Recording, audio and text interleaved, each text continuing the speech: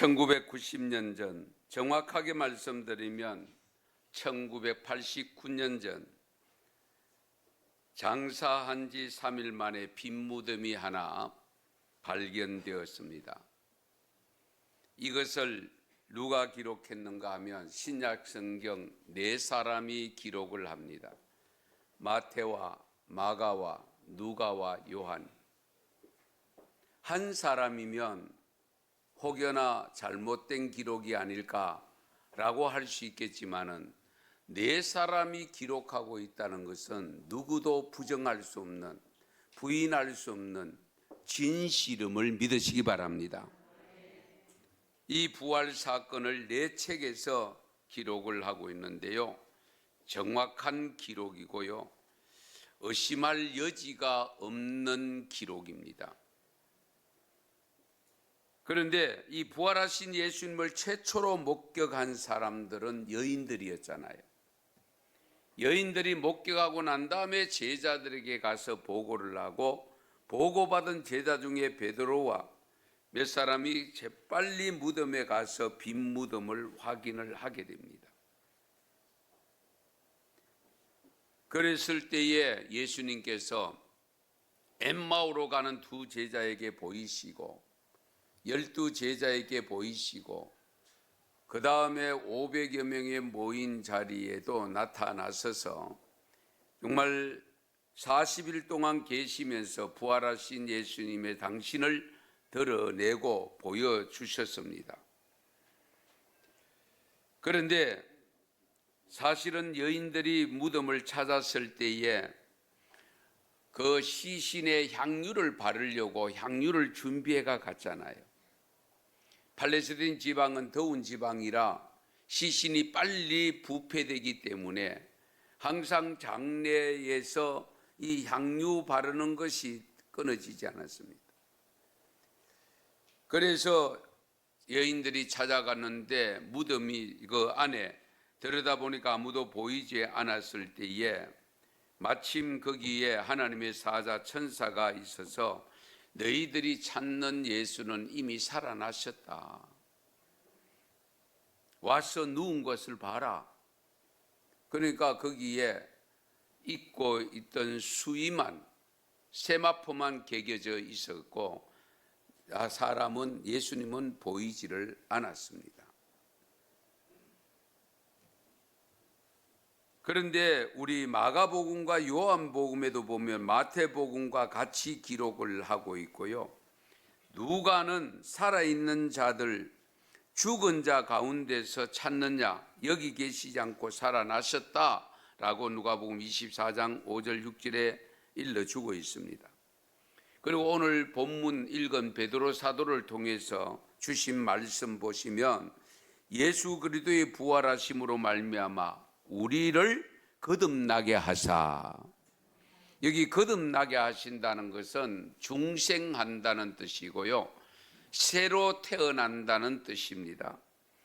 어떻게 새로 태어납니까? 어머니 태 속에 들어갔다 나올 수는 없잖아요. 그래서 우리가 영적인 것을 우리가 항상 염두에 두셔야 되는데, 예수님의 빈 무덤은 결국 예수님의 부활하심을 대변하는 겁니다. 아무것도 생명을 가둘 수 없노라고, 그리고 이 빈 무덤이야말로 죽음을 이긴 승리의 깃발이라고, 빈 무덤에서 들려오는 환희의 개성가 때문에 우리 모두는 행복한 마음으로 신앙생활을 하고 있습니다. 왜? 어차피 한 번은 가야 할 길로 가고 있거든요. 여기는 예외가 없습니다. 다만 예외가 있다면 예수 그리스도를 구주로 믿는 자는 죽어도 삽니다. 영생을 얻습니다. 우리가 그 믿음 가지고 살고 있잖아요. 그래서 우리에게 부활의 생명을 주시기 위해서 예수님은 3일 만에 부활하신 거예요. 예. 그날이 오늘입니다. 그래서 우리가 기념주일로 지키는 겁니다. 제가 다시 한번 여쭈어 보겠습니다. 예수님의 부활하심을 믿습니까? 혹여나 믿지 않고 믿어지다가도 안 믿어지거나 긴가민가 하는 분들이 있다면 오늘 이 시간 이후로 말씀 듣고 깨닫고 예수님의 부활을 믿으시기를 바랍니다. 그 예수 그리스도의 부활하심을 믿어야 나도 부활합니다. 왜? 부활하신 예수님의 영이 내 안에 들어와 계시기 때문에. 그러므로 나도 그 믿음 가지고 부활하는 겁니다.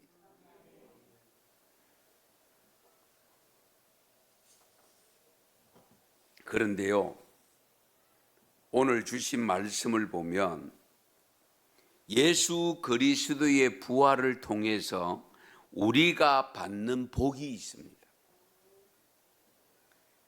예수님이 부활하셨는데 그 부활한 것을 믿기만 하면 우리가 받는 복 세 가지가 오늘 본문에 기록되어 있습니다. 첫 번째 복이 뭐냐? 산 소망을 갖게 하신다고 했습니다. 산 소망. 예. 오늘 본문이 담긴 베드로전서는 베드로가 AD 64년에 로마의 지배를 받을 때에 로마의 네로 황제가 기독교 박해할 때에 가장 심하게 박해한 황제입니다. 그 심한 박해가 시작될 무렵에 고난에 처한 소식을 듣고 베드로 사도가 그 여러 지역에 흩어져서 예수 믿는 사람들을 핍박하는 그 교회들에게 위로의 편지로 보낸 것이 베드로 전후서입니다. 그래서 이 베드로는 편지를 통해서 핍박과 박해로 어려운 시련을 당하고 있지만 너무 낙심하지 말아라. 왜냐하면 예수 그리스도께서 십자가의 죽음을 이기시고 3일 만에 부활하셨기 때문에. 그로 인해서 우리에게는 산소망을 주셨다고 했습니다. 여기 산소망, 그 산소망을 주시고 영원한 기업을 주시고 하나님의 능력으로 보호해 주신다고 약속을 하고 있습니다. 그러므로 오히려 크게 기뻐하라고 격려하고 있습니다. 이처럼 예수 그리스도께서 부활하신 사건은 우리에게 산소망을 주는 축복의 사건입니다. 예수님의 부활을 믿는 자들은 고난 중에서도 생명력 있는, 활동력 있는, 생생하게, 활발하게 살아가는 삶을 통해서 승리하게 된다 하는 말씀입니다. 산소망이라는 것이 영어 성경에 보면 라이브러리라고 하는 살아있는 생명이라는 뜻입니다. 활발한 생명. 우리가 생명력이 있을 때의 능력이 있잖아요. 죽은 것은 능력이 나타나지 않습니다. 그래서 우리가 소망을 가져도 그 소망이 전혀 이루어지지 않는 소망이 있습니다. 그런 소망을 죽은 소망이라고 표현합니다. 죽은 소망은 능력을 발휘하지 못합니다. 그러나 우리 안에서 생명력 있는 소망을 가질 때는 그 소망이 나의 삶을 지배해서 우리로 하여금 살아갈 용기를 주시고 살아갈 에너지를 주시기 때문에 어떤 어려움이 오더라도 극복해냅니다. 그래서 부활신앙이 중요한 겁니다. 오늘 본문 3절을 보시면 우리 주 예수 그리스도의 아버지 하나님을 찬송하리로다. 그의 많으신 긍휼대로 예수 그리스도를 죽은 자 가운데서 부활하게 하심으로 말미암아 우리를 거듭나게 하사 산소망이 있게 하시며 산소망이 있게 하시며 예수님이 아무리 부활하셔도 우리가 거듭나지 않으면 산소망이 없습니다. 잘 들으세요. 예수님이 부활하신 사건 자체로 산소망이 아니라 내가 믿음으로 거듭났을 때의 산소망이 되는 겁니다. 예수 믿지 않는 사람은 소망이 아니잖아요. 불신자들에게는 아무리 부활했대도 안 믿잖아요. 안 믿는데 소망이 될 수가 없잖아요. 그러나 믿는 자에게는 소망이 되는데 그 소망이 생명력 있는 소망이 된다, 그 말씀입니다. 오늘 처음으로 나오신 분들 신앙생활을 하고는 있기는 있으나 아직도 부활이 과연 맞나? 과연 그럴까? 이런 의심이 되는 분들도 우리 예수님은 다시 살아나셨고 그분을 믿음으로 우리가 죄사함 받고 그분이 다시 오심하고 약속한 그때에 저와 여러분도 무덤을 열고 부활함을 믿으시기 바랍니다. 우리가 그 믿음 가지고 살아갑니다. 그래서 부활은요, 우리에게 살아있는 소망이 되는 거예요. 따라서 우리는 죽음을 두려워하지 않잖아요. 어떤 핍박과 고난이 와도 이겨냅니다. 죽음 앞에서도 두려워하지 않는 이유는 부활하기 때문에, 다시 살기 때문에.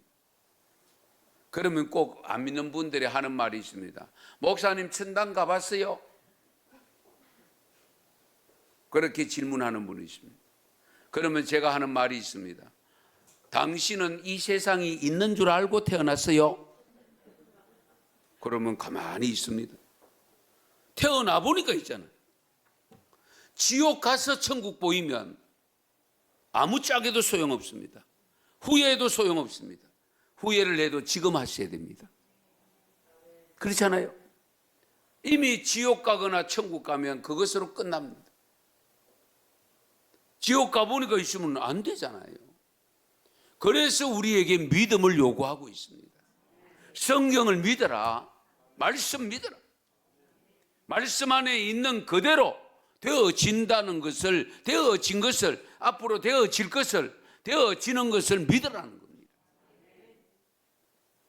시편 146편 5절에 보면 야곱의 하나님을 자기의 도움으로 삼으며 여호와 자기의 하나님에게 자기의 소망을 두는 자는 뭐가 있도다? 복이 있도다. 그 복이 어떤 복이냐? 부활의 복입니다. 영생의 복입니다. 이 세상에서 누가 가장 복받은 사람일까? 우린 대부분 물질의 복, 권력의 복, 명예의 복, 건강의 복 등등 이런 복으로 취급하다 보니까 나는 못 받았다고 하는데요. 구원받아 부활의 복을 받아서 살고 있으면 최고의 복을 받았음을 자신 있게 고백하는 믿음이 되시기 바랍니다. 누구 앞에서?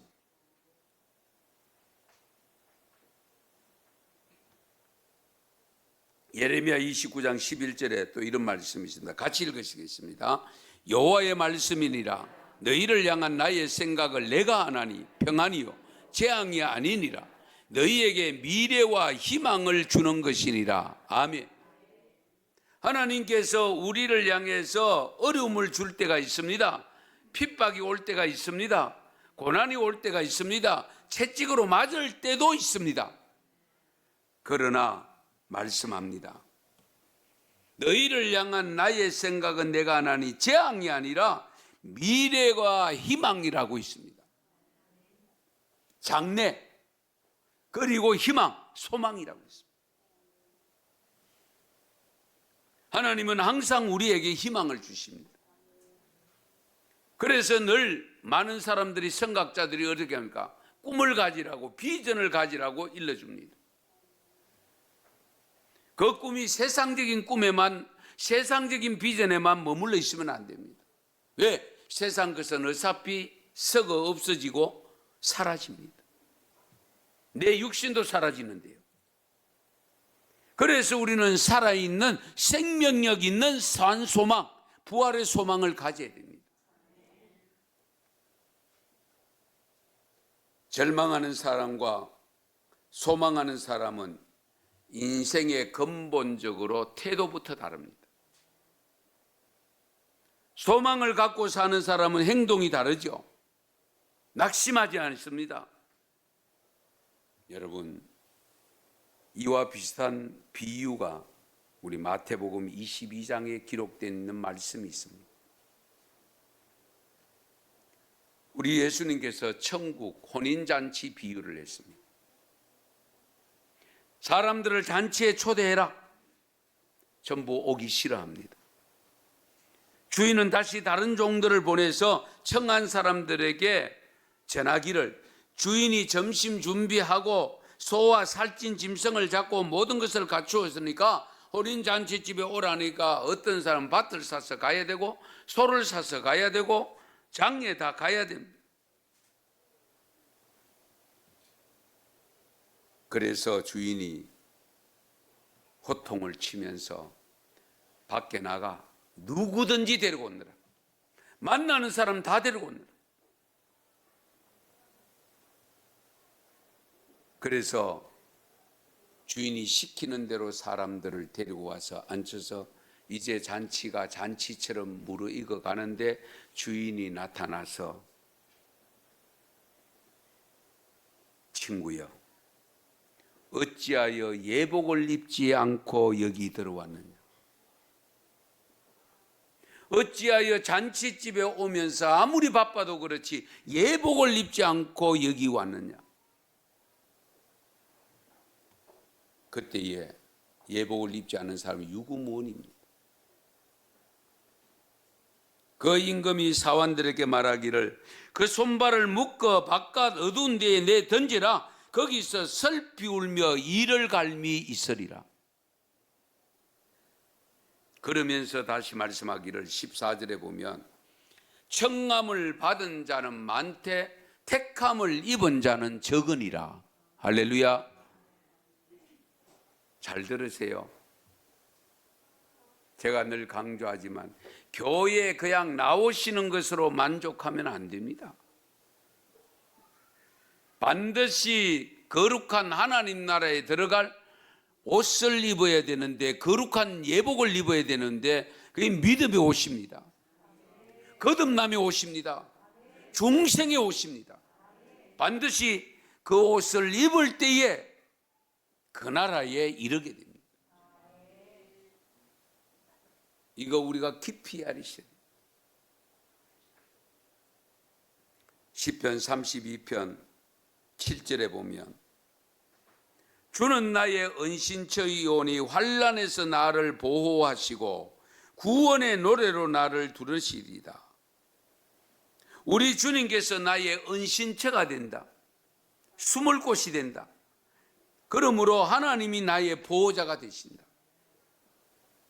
시편 145편 20절에도 보면 여호와께서 자기를 사랑하는 자들은 다 보호하시고, 할렐루야. 하나님을 사랑하는 자는 하나님의 보호함을 받는데요.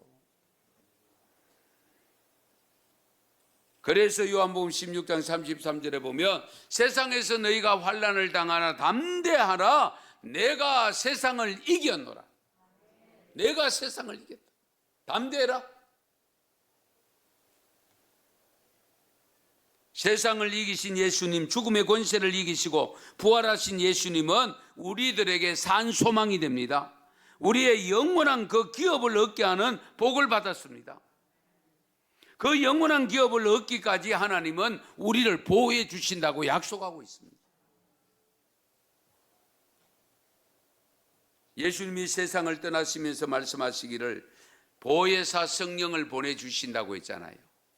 내가 가면 너희에게 보혜사 성령을 보내주신다. 그 성령 보혜사가 뭡니까? 우리를 보호해 주시고 우리를 지켜주시는 분이잖아요. 그래서 우리는 지금 성령의 시대에 성령을 충만히 받아야 될 이유가 거기에 있는 겁니다. 성령의 능력을 받으셔.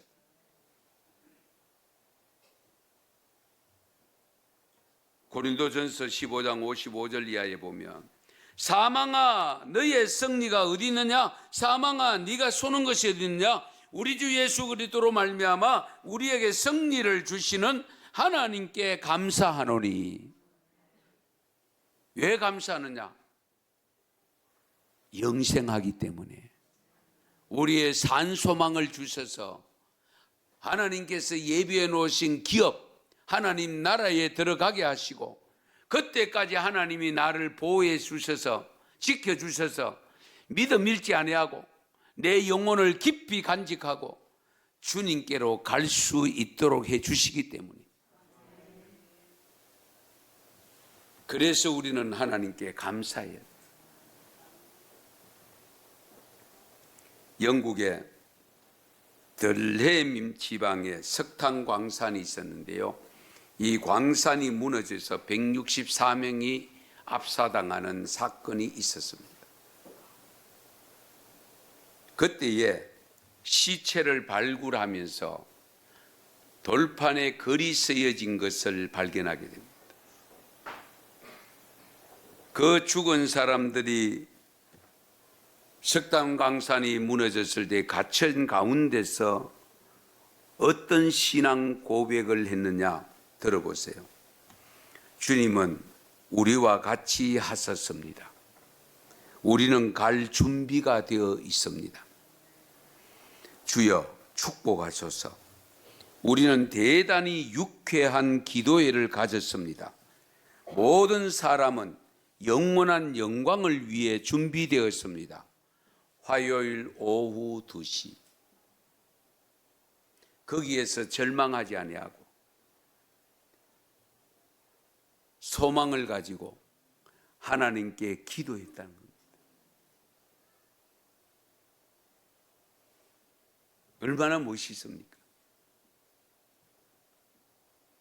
어차피 한번 가야 할 길인데,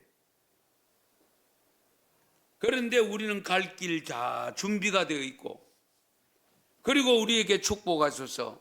우리는 이렇게 즐거운 마음으로 기도회를 가졌습니다. 왜? 이제는 주님 앞에 부름받아 하나님께로 가기 때문에.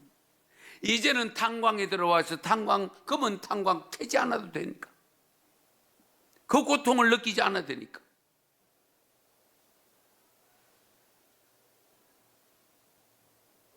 영원한 영광을 위해서 준비되었다라고 고백했습니다.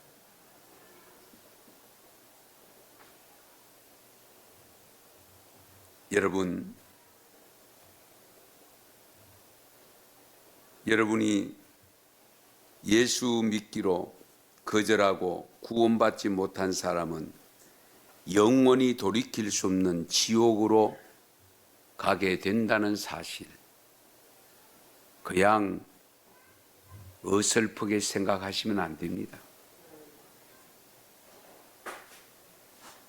1778년 죽은 계몽주의 철학자, 무신론자 볼테르, 아마 고등학교 이상 나오신 분들은 알 겁니다. 이 볼테르가 뭐라고 주장했는가 하니까 1778년인데요. 50년 안에 자기가 기독교를 다 파괴해 버리겠다고 호언장담했고요.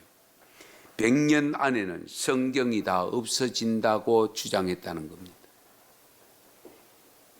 300년이 흘러도 지금도 여전히 성경은 있지 않습니까? 더 많이 반포되지 않습니까? 그런데 그렇게 큰 소리 치고 죽을 때는 이런 고백을 했답니다. 나는 하나님과 사람에게 버림을 받았습니다. 나는 지옥으로 떨어지게 되었습니다. 오 주님, 오 예수님 하면서 무섭게 떨면서 흉한 모습으로, 의사여 나의 생명을 6개월만 연장시켜 준다면 나의 재산 절반을 주겠다. 얼마인지는 모르지만 결국 지옥 간다고 하면서 죽었습니다. 1679년 죽은 홉스라고 하는 분이 있습니다. 임종시에 이렇게 말합니다. 내가 내 전 세계를 소유하고 있다면 나의 생명을 단 하루만이라도 연장시켜주는 자에게 전 재산을 주겠다.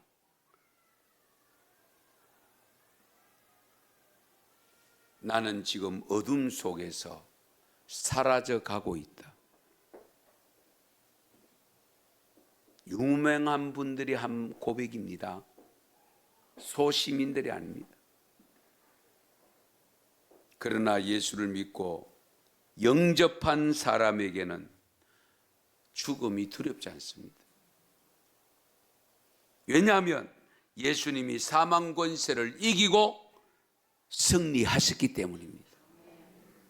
믿는 자에게는 예수 승리가 곧 내 승리고 예수님 부활이 나의 부활이 됩니다. 이런 아름다운 복을 받아 살 때에 우리의 모습을 보는 사람들은 부활이 있음을 믿게 되겠지요. 이러한 복을 받아 누릴 때에 세상 사람들에게 부활의 모습을 보여줘야 되지 않겠어요? 나의 소망은 어떤 것인가를 그들에게 알려줘야 되지 않겠어요?